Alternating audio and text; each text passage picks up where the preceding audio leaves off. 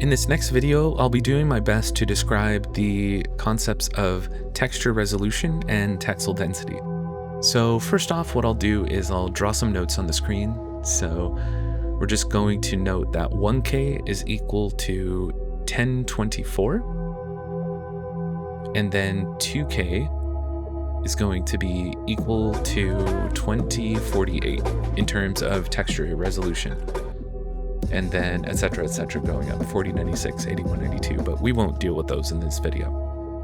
So, good rule of thumb is 1K is equal to 1 meter and 2K is equal to 2 meters.